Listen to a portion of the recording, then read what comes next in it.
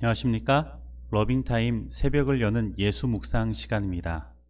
오늘의 예수 묵상 범위는 에스겔 1장 1절로 14절 말씀입니다. 오늘도 이 말씀 속에서 하루를 살아가는데 필요한 영적인 양식을 얻게 되기를 간절히 소원합니다. 먼저 본문 말씀을 읽도록 하겠습니다. 30째 해 넷째 달 초닷새에 내가 그발 강가 사로잡힌 자 중에 있을 때에 하늘이 열리며 하나님의 모습이 내게 보이니 여호야긴 왕이 사로잡힌 지 5년 그 달 초닷새라. 갈대아 땅 그발 강가에서 여호와의 말씀이 부시의 아들 제사장 나 에스겔에게 특별히 임하고 여호와의 권능이 내 위에 있으니라. 내가 보니 북쪽에서부터 폭풍과 큰 구름이 오는데 그 속에서 불이 번쩍번쩍하여 빛이 그 사방에 비치며 그 불 가운데 단쇠 같은 것이 나타나 보이고 그 속에서 네 생물의 형상이 나타나는데 그들의 모양이 이러하니 그들에게 사람의 형상이 있더라. 그들에게 각각 네 얼굴과 네 날개가 있고 그들의 다리는 곧은 다리요 그들의 발바닥은 송아지 발바닥 같고 광낸 구리같이 빛나며 그 사방 날개 밑에는 각각 사람의 손이 있더라. 그 네 생물의 얼굴과 날개가 이러하니 날개는 다 서로 연하였으며 갈 때에는 돌이키지 아니하고 일제히 앞으로 곧게 행하며 그 얼굴들의 모양은 넷의 앞은 사람의 얼굴이요 넷의 오른쪽은 사자의 얼굴이요 넷의 왼쪽은 소의 얼굴이요 넷의 뒤는 독수리의 얼굴이니 그 얼굴은 그러하며 그 날개는 드러펴서 각기 둘씩 서로 연하였고 또 둘은 몸을 가렸으며 영이 어느 쪽으로 가면 그 생물들도 그대로 가되 돌이키지 아니하고 일제히 앞으로 곧게 행하며 또 생물들의 모양은 타는 숯불과 횃불 모양 같은데 그 불이 그 생물 사이에서 오르락 내리락 하며 그 불은 광채가 있고 그 가운데에서는 번개가 나며 그 생물들은 번개 모양같이 왕래하더라. 에스겔 1장 1절로 14절 말씀입니다. 말씀 줄거리입니다. 그발 강가에 사로잡힌 자 중에 있는 에스겔에게 여호와의 말씀이 특별히 임하고 여호와의 권능이 그 위에 머뭅니다. 에스겔은 사람과 사자와 소와 독수리의 얼굴을 가진 네 생물을 이상으로 봅니다. 그 생물들은 서로 협력하여 영이 어디로 가든지 돌이키지 않고 일제히 앞으로 곧게 행하며 번개 모양같이 왕래합니다. 에스겔은 요시야가 나라를 다스리던 주전 622년경에 제사장 가문에서 태어났습니다. 그리고 바벨론의 2차 예루살렘 침공해인 주전 597년에 유다왕 여호야긴과 함께 바벨론으로 포로로 끌려갔습니다.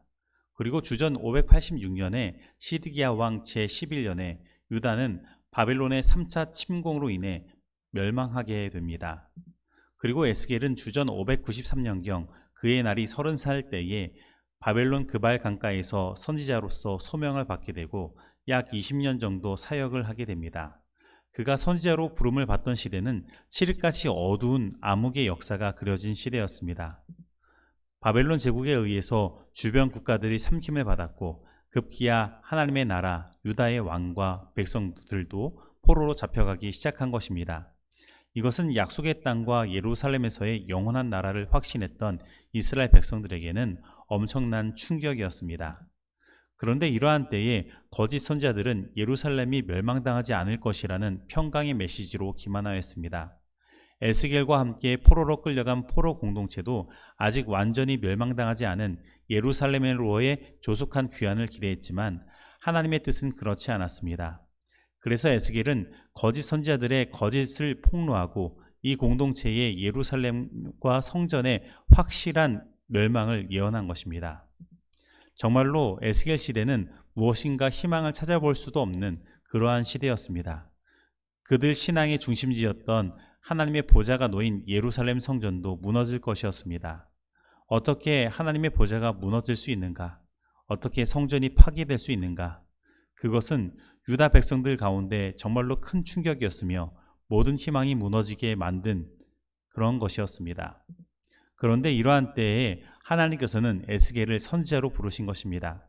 그리고 그가 하나님께로 받은 첫 번째 메시지가 바로 오늘 본문 말씀인 것입니다.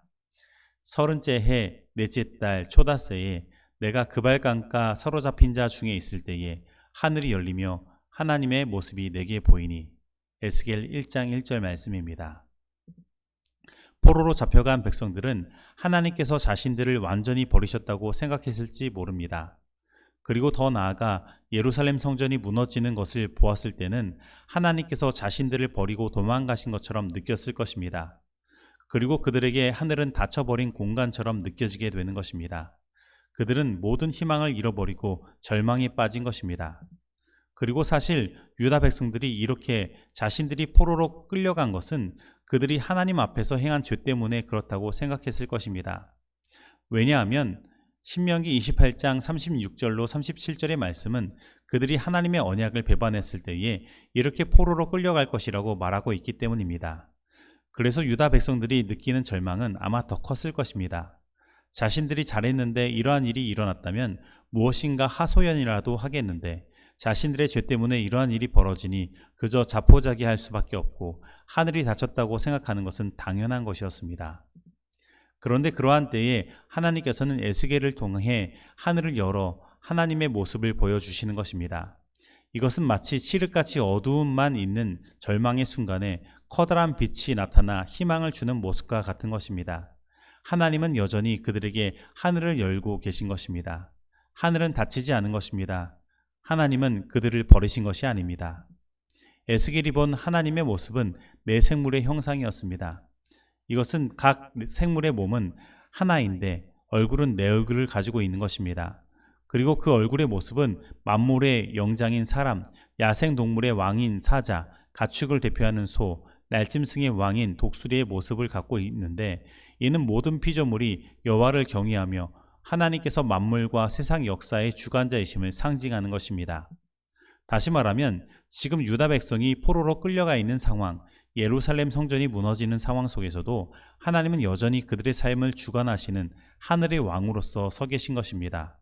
그들을 포로로 끌고 간 바벨론의 왕이 세상의 주관자가 아니라 하나님께서는 여전히 온 우주 만물을 다스리시는 주관자이신 것입니다.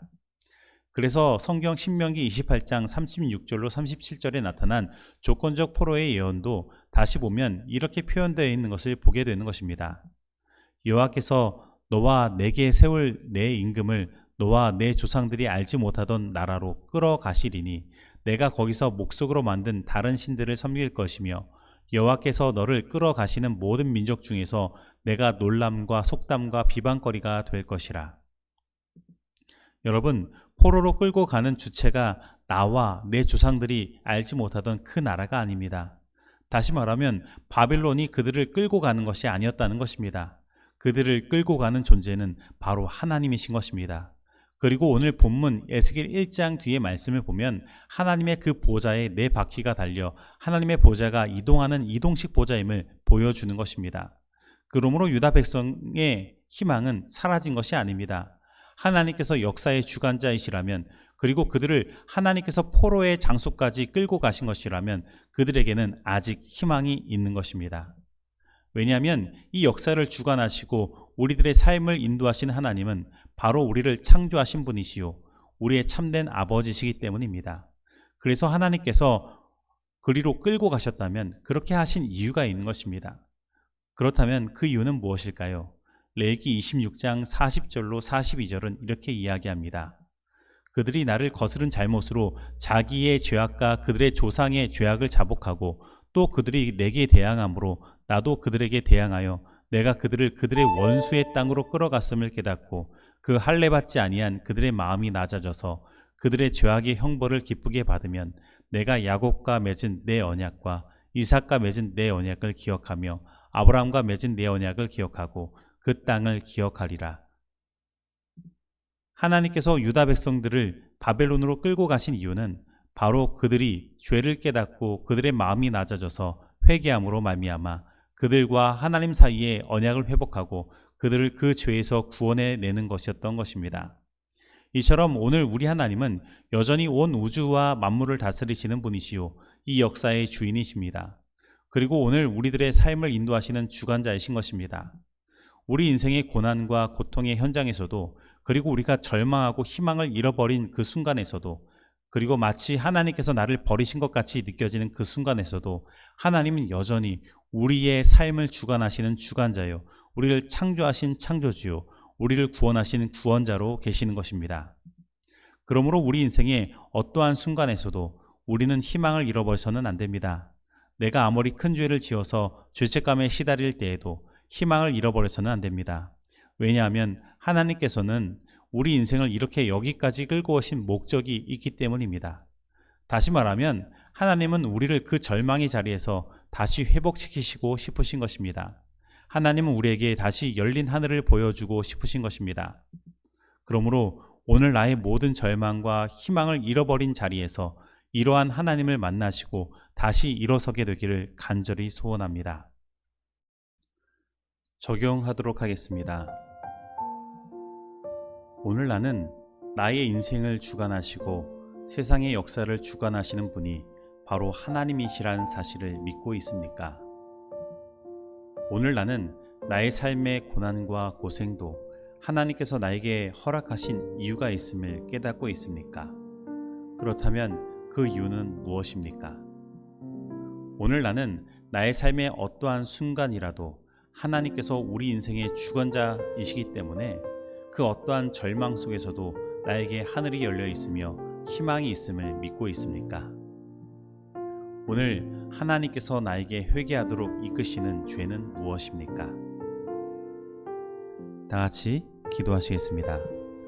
하나님 아버지, 저희들 삶의 때때로 인생의 절망을 느끼고 희망이 없음을 느낍니다.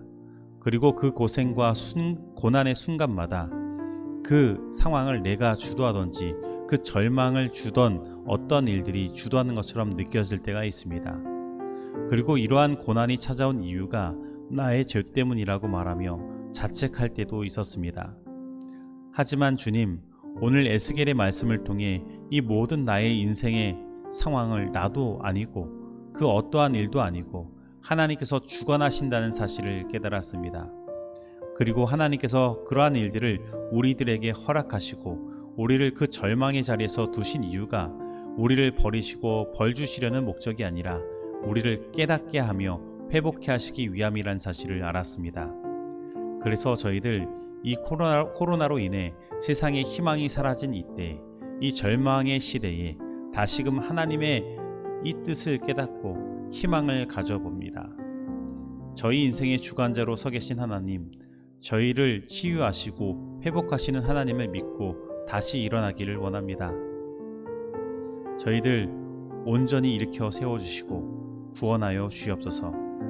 우리를 향하여 열린 하늘로 나아가게 하시고 그 어떠한 고난과 고생이라 하더라도 굳건히 이겨나가게 하여 주옵소서. 이 모든 말씀 예수님의 이름으로 기도드립니다. 아멘.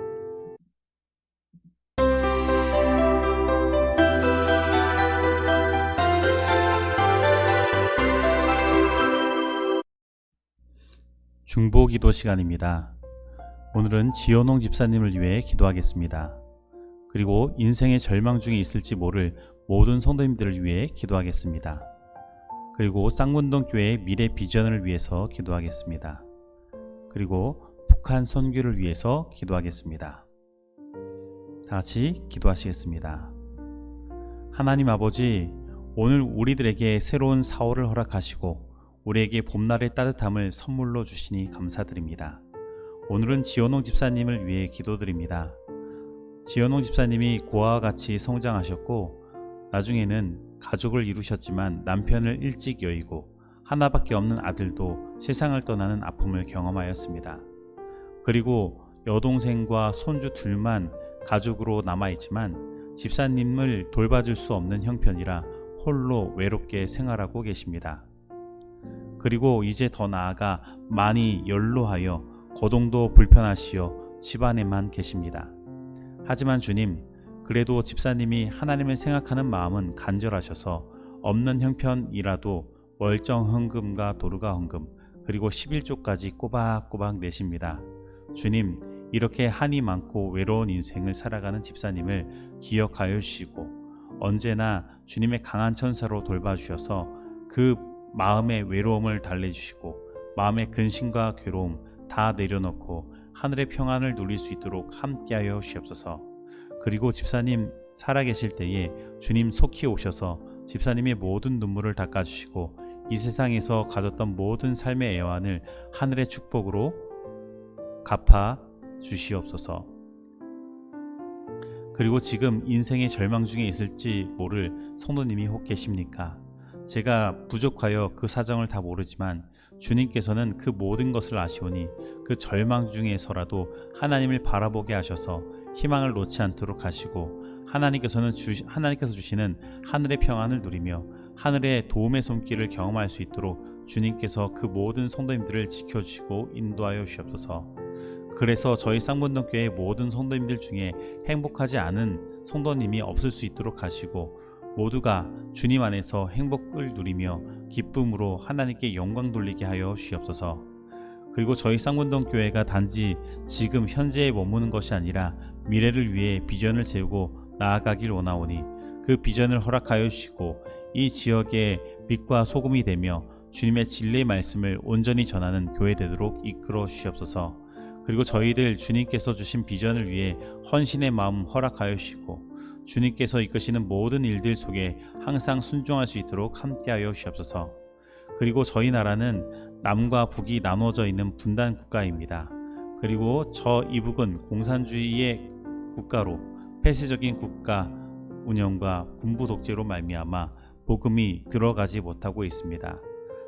주님께서 이제는 북한의 문 열어주셔서 주님의 복음이 들어가게 하시고 그 속에서 가난하여 굶고 힘들어하며 절망하는 모든 사람들에게 희망을 주고 하늘의 구원의 기쁨을 누리게 하여 주시옵소서.